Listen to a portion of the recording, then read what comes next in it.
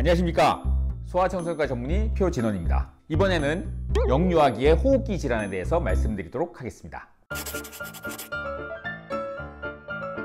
단순 헤르페스는 아주 흔한 바이러스성 질환이에요. 어른들도 보면 내가 좀 피곤하다, 감기에 걸렸다, 열이 좀 난다 이랬을 때 입술 주변이 막 이렇게 부르트시는 분들이 있죠. 막 물집 잡혔다가 터지고 막 헐고 막 간질간질하면서도 막 아프고 그런 병이 있습니다. 그걸 이제 단순 헤르페스라고 하는 건데, 헤르페스 바이러스라는 놈이 감염이 돼서 생기는 병이죠. 처음에 감염이 되면 감기처럼 이렇게 몸에 발진이 생겨요. 몸에 발진이 생기고 그 다음에 이제 입 주변에 물집이 생깁니다.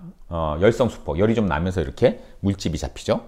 그리고 입술, 또 입 안에도 물집이 좀 잡히고 터지고 헐고 막 부어오르고 이런 증상이 생깁니다. 전염성이 굉장히 강해요. 약간의 접촉만으로도 걸릴 수가 있어요. 근데 이렇게 멀리 떨어진 상태에서 뭐 공기 전염이나 뭐 이렇게 되는 건 아니고 직접적인 접촉이 있어야 됩니다. 대부분은 이제 뭐 이 바이러스를 가진 어른이 아이들한테 뽀뽀하다가 아이한테 이제 옮겨가게 되죠. 아주 어린애한테는 잘 안 생겨요. 왜냐하면 엄마들이 대개 이제 이 헤르페스 바이러스에 대해서 항체를 갖고 있기 때문에 한 6개월까지는 엄마 뱃속에서 받은 항체로 버팁니다. 그래서 6개월 이전의 아이들은 이 단순 헤르페스에 잘 안 걸리는데, 그 뒤에 6개월이 넘은 아이들이 헤르페스 바이러스를 가진 어른이 뽀뽀를 하게 되면 전염이 되게 되는 거죠.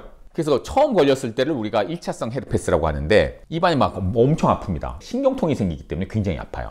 그리고 잇몸에도 막 감염을 일으키니까 잇몸이 막 붓죠. 뭐 침도 삼킬 수 없을 정도로 아프잖아요. 그러니까 침을 막 밖으로 흘리게 되죠. 그리고 하루 이틀이 지나면 입안에 이제 물집이 생겨요. 이 물집이 생기면 이제 우리가 진단을 내릴 수가 있죠. 그리고 이 물집이 터지면은 막 헐잖아요. 그러니까 헐면서 굉장히 통증이 심해집니다. 그래서 열도 나고 머리도 아프고, 그러니까 아프고 막 열나니까 짜증이 나죠. 막 짜증을 부리고 입안이 아프니까 먹지도 못하고, 게다가 이제 바이러스들이 이제 몸속으로 막 뚫고 들어가려고 하니까 그 림프절들이 그걸 막아내려고 하니까 림프절들이 막 이렇게 커집니다. 근데 이 헤르페스 바이러스는 한번 걸리잖아요. 그러면은 이게 몸에 잠복을 해요.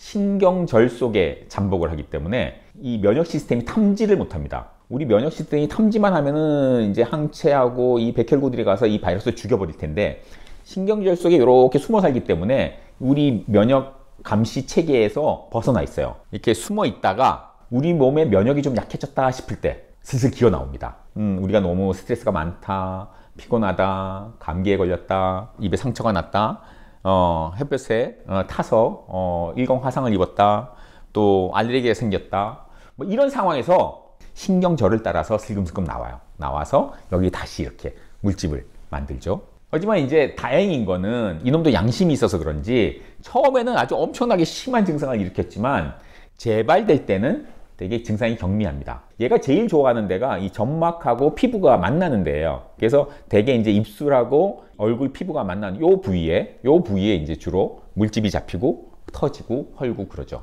그래서 좀 귀찮고 뭐 좀 보기 싫고 이런 문제는 있어도 처음처럼 막 열나고 엄청 통증이 심하고 막 이런 건 아니라는 거죠. 한 가지 좋은 점은 있어요. 이 헤르페스가 입안에 생겼다. 그거는 내가 지금 굉장히 피곤하다, 면역이 떨어졌다, 스트레스가 심하다, 이런 걸 의미하는 거거든요. 그러니까 이런 헤르페스가 나오면 안 되겠다, 좀 쉬어야 되겠다, 휴식이 필요하다는 어떤 경고음일 수 있어요. 그러니까 휴식을 취하는 시기를 잘 판단을 할 수가 있는 거죠. 헤르페스가 이제 걸렸다 그러면 이제 휴식이 제일 중요하고, 입이 너무 아프니까 잘 먹지 못하잖아요. 그런 경우에는 이제 음료수를 주는데, 오렌지 주스나 이런 거는 신맛이 있으니까 들어가면 되게 따갑거든요. 그건 주면 안 돼요. 그래서 신맛이 없는 산성이 아닌 음료들, 뭐 살구 주스나 사과 주스 같은 게 좋겠죠.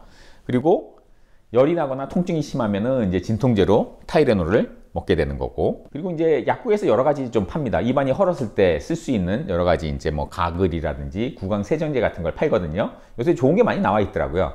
그런 걸 쓸 수도 있고요. 그리고 식단도 막 이렇게 고형식 뭐 많이 씹어야 되는 그런 것보다는 뭐 죽을 주는 게 좋습니다. 씹지 않고 훌렁훌렁 넘길 수 있는 거, 자극성이 없는 거. 그래야 입안을 자극하지 않고 좀 먹을 수 있으니까. 잘 먹지 못하는 게 가장 문제이기 때문에 자극성이 없고 쉽게 넘길 수 있도록 만들어서 주셔야 합니다. 그리고 이 헤르페스 바이러스는 죽이는 약이 있어요. 그래서 심하지 않을 경우에는 그냥 이런 이제 증상을 완화시켜 줄 수 있는 방법으로 그냥 조절을 해 주시면 되고, 심한 경우에는 병원에 가서 이 항바이러스들 처방을 받아서 연고를 바르든지 아니면 먹는 약을 복용을 하든지 하면 비교적 좀 시간을 단축시켜서 빨리 끝낼 수가 있습니다. 단지 한 가지 유의하실 점은 집에 굴러다니는 아무 스테로이드 연고, 얘가 전에 습진이 생겼을 때 발랐던 거, 아니면 뭐 무좀에 발랐던 연고, 아니면은 뭐 아토피에 발랐던 연고, 이런 연고들 있잖아요.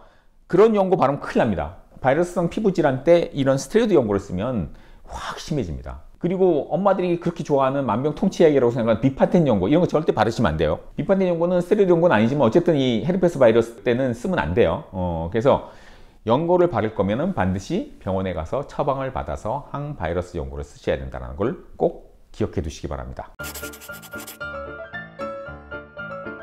그래서 예방을 하려면 입에 물집이나 상처가 있는 사람이 뭐 이런 바이러스를 가지고 제발 애한테 뽀뽀하지 마세요. 전염시킬 수 있으니까. 그리고 이 다른 아이들과 뭐 숟가락 젓가락을 공유를 한다든지, 정수기 나오는 그 꼭지 있잖아요. 거기다가 입을 대고 물을 마신다든지 이런 걸 하면 안 됩니다. 애들 그거 직접 대고 마시는 거 좋아하거든요. 그러니까 그런 걸 절대 못하게 하셔야 됩니다.